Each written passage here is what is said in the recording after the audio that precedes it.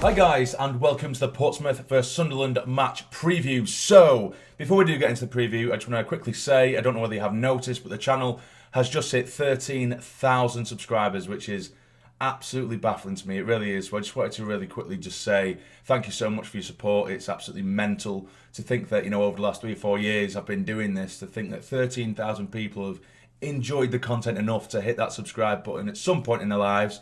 It absolutely blows my mind. It really does. So thank you for your continued support. And I'm so glad that people are enjoying the content. Yeah, so let's celebrate by hitting the like button. Hey, let's do that. But yeah, seriously though, thank you so much. It really is absolutely amazing. I'm so unbelievably humbled. It's just, it's mad. But either way, let's get into the video. You don't want to see me getting too soppy too quickly, do you? But yeah, we're taking on Pompey. It is going to be a difficult game. It always is at Fratton Park. Between Sunderland and Pompey, since we've come down into this division, it's become almost like a derby, which makes me cringe just saying it, but it kind of has, hasn't it? Of course, we had some playoff confrontations in the playoffs. We met in the final of the Checker Trade those years back, and there's just been some very memorable moments, some really heated affairs between the two. Of course, there was the time when 09, we got assaulted by a fan, which was just mad. There's just been so many little moments. The McGeady free kick in the Checker Trade final, we lost some penalties in that. I was there, it was horrible. But either way, there's been some cracking games between the two, and I can imagine it being very, very spicy at Fratton Park this weekend. So now, if we have a look at Portsmouth anyway, they're on a form that's been well publicised.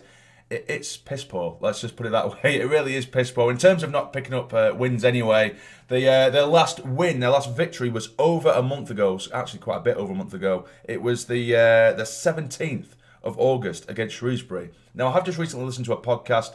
I forget the name; it escapes me. Of a Pompey fan speaking with the What the Fork podcast, but I do forget the Pompey lad's name. But essentially just saying, they got off to a good start to the season, 3 wins on the bounce, but in his words, it was a relatively easy start to the season, and then anyone that was just kind of level above, sort of bottom tier sides, that they just couldn't find themselves a win, and they're really, really struggling at the moment. Now, of course, they do have their own threats. They've got Ronan Curtis, who they're starting to try and utilise as a striker. I know at times he did play on the wings over the last few years anyway. Against us, I've generally known him as a winger. But they're trying to utilise him up top. Alex Harrison isn't doing particularly well. Apparently, he's picking up more bookings than he is goals. So struggling to score. Marquis isn't doing the job either. Their manager Cowley, is very clearly trying to play a certain brand of football, playing it out from the back. I think at the minute they're playing 3 at the back and trying to play it out from the back. But as admitted by the Pompey fan on the podcast that I listened to, they just simply don't have the players to maybe, sort of use that formation or use that system and make the most of that system, because the players just aren't there to fit that system, if that makes sense, or at least they're going to need a hell of a lot more time to get the best out of these players to use for this system.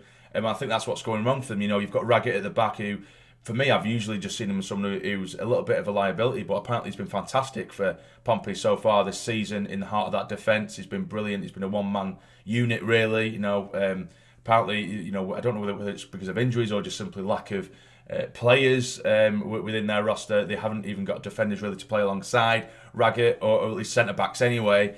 But again, I'm not too clued up on Pompey itself. It's just little bits that I pick up from the research that I do and the podcast that I listen to, of course. But yeah, so it's going to be a difficult test, like I say, regardless, because they always make such an atmosphere, Pompey, as I'm sure we will give it back just as much as they give it to us. So it's going to make this sort of derby-esque atmosphere, I'm sure. But for me, I am quite confident. I'm quietly confident. We're in a really good run of form. But could this be, the turning point for Pompey? They're coming up against us. We have this little bit of a rivalry going on. I think a win for them could really turn their season around rapidly and give the motivation and the morale that their players may need. But for us, we just seem to, even when we're playing poorly, we're beating teams, or at least we're picking up 3 points. We've just come off the back of a 5-0 win against Cheltenham, who, don't get me wrong, it was a very, very poor Cheltenham side. But this is what's making it so difficult for me now to pick a preferred starting 11, because who can you drop? Do you know what I mean? Who can you drop? And I have dropped a few players, and I'll change things around at least, but I'll try and explain. I'll probably get grief for it in the comments when you do see my preferred starting 11. But I've struggled, and my mind is changing even now. I've took a screenshot of the side that I want to play, and even now in the back of my mind I'm thinking, no, actually I could use him. No, actually I should use him. Because after you win 5-0, who can you drop? Do you know, like I say, it's so hard. But, Pompey, they haven't won since last month, over a month. in 7 or 8 games in all competitions they haven't won. Last time out they lost to Burton. We lost to Burton as well. But I think going forward they just look a little bit toothless. They've got a little bit of pace on their wings, and which is going to cause us problems.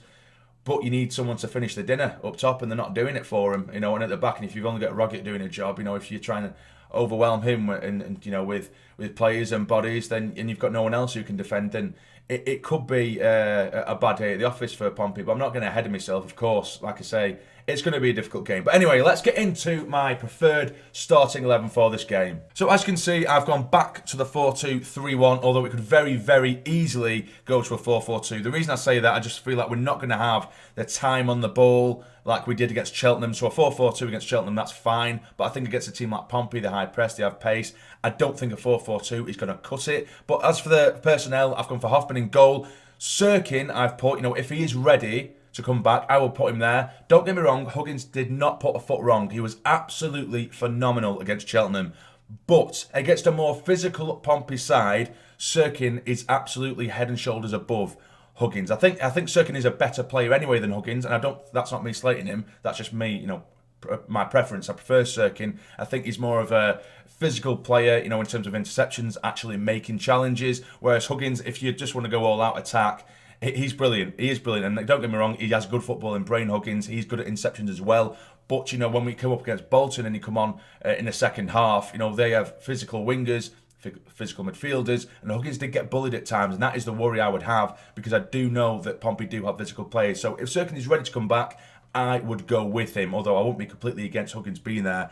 Now, this is where this was so difficult. Flanagan and Bailey Wright. So you might be thinking, Joel, if Doyle's available, would you use him? And honestly, as much as Doyle has been absolutely insane, he's been amazing. Flanagan, he's been probably one of our players of the season so far. He's been phenomenal, so he's not getting dropped. Now, Bailey Wright, he come in for the injured Doyle in the last game. We won 5-0. We got a clean sheet, and he scored a goal. How the hell do you expect me to drop him? Do you know what I mean? And this is what, I really do not envy Lee Johnson with at all. He has such a selection headache there. So, Bailey Wright will be up with confidence. I'd have to use him. I have no grounds to drop him because we got a clean sheet. We won 5-0 and he scored one of those 5 goals. Now, on the right, of course, we have Winchester, who is going absolutely nowhere. Is very, very rapidly becoming one of my favourite players. He is so unbelievably solid. You can tell he's a central midfielder at right back because his ball control, his ball retention, the way he keeps hold of the ball, how intelligent he is with his interceptions, his tackles going forward, his passing. Some of the balls, his diagonal balls on Tuesday against Cheltenham were ridiculous. They really were ridiculous, and there's no wonder we give him the nickname Winchester. Now in the middle, again, there has been another change. Evans I have dropped and put Dhannoo in there. Did Evans do anything wrong against Cheltenham? No, he didn't. He was absolutely fantastic.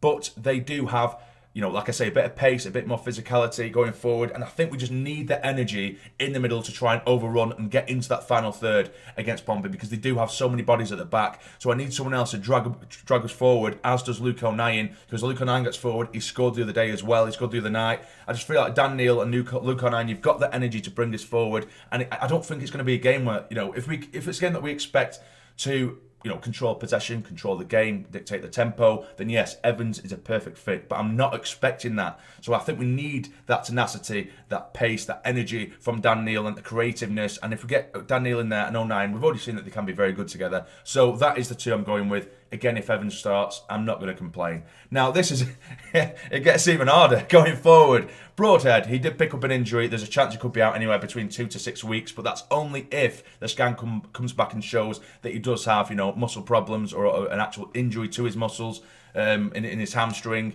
So if he is injured, of course, I would probably replace him and maybe put Diaku there, maybe Pritchard. I'm not too sure. But for me, Broadhead is probably the number one guy on the team sheet after that performance against Tuesday. So if he is fit, which, I think Lee Johnson might be doing his pre-match presser later on today. I'm not too sure. He might say that he's not fit, so this wouldn't make any sense. But if he's not fit, I might put Diaku there because, of course, he scored his first goal. But for me, I just don't think Diaku looks 100% match fit or at least sharp right now. But, he scored a goal. He deserves to at least have a chance, Diaku. But for me, Broadhead goes there. Embleton, I'll bring him back to the lineup as well with Geeds on the right. Or if you're going to go to a 4-4-2, you could obviously go for Broadhead up top with Stewart. O'Brien, I've dropped him purely because I just feel like we need that a little bit more of creativity. It's criminal for me to drop him because he was great as well. He makes space for for Stewart and for the front line in general. It's just been really, really hard for me. I'm just trying to get, you know, as an attacking lineup as possible with Embleton's creativity. You've got Geeds on the right. You know, like I say, Diaku could easily be in there. O'Brien probably should be in there as well. They could all argue the case. But that maybe just is what I would go with. You've got the pace of Broadhead, the creativity and the skill of McGeady and Embleton. And then you've got Stewart up top, just surrounding him. You've got Dan Neil who can bring the ball forward, as can O'Nien, rather than the sitter that Evans is. I just feel like this is a team that could potentially be enough to beat Pompey away from home. Now, of course, as usual, let me know in the comments down below what your preferred starting 11 would be. And like I say, I'm changing my mind already as to what my starting 11 could be. And that's a good thing. You know, as a Sunderland fan, usually we're set on 111 and that's it, and we just hope for the best. But because everyone's playing so well, you know, regardless of who's coming in and interchanging and we're rotating, everyone is doing a job. Everyone is playing that part. And that is the whole point in getting a squad and having that strength in depth. Everyone is doing great, which is great to see. Now, my score prediction. Again, it's something that's changing every 2 seconds, but I can't see us keeping a clean sheet. Although Pompey don't score many goals, I can't see us keeping a clean sheet. I do think they'll score, but I do think it's going to be a Sunderland 2-1 away victory. It isn't going to be an easy game. I can actually see a sending off happening in this game personally. Probably Pompey. If we're going to win, I think it might be Pompey. You know, just a little bit of frustration maybe, get a late red card, I don't know. But I'm going to go for a 2-1 Sunderland win. And as I'm regularly asked in the comments, I always forget what the I always forget to say what times the goals are going to be, because a couple of games ago I got it almost bang on when we played Fleetwood. I got the goal scorers right. I got the minutes correct on one of the goals, and then I was 2 minutes off the other one. So I was very, very close. So my prediction, I'm going to go for a 2-1 Sunderland win. I think Ross Stewart and Haydn McGeady are going to score. I think that our first goal will be by Ross Stewart. I think that'll come in the 26th minute. I think that Pompey will equalise early on in the second half. I'll go for the 49th minute. Then I think Geeds will score in the 75th minute to make it 2-1. I'll go for that. So anyway, of course, you guys let me know what you think the score will be in the comments down below. And if you have enjoyed this video, please hit the like button for me. It'd be massively, massively appreciated. And subscribe to the channel if you're not already to become a fully fledged member of the Sarny Army. But for now, you take care and stay jamming.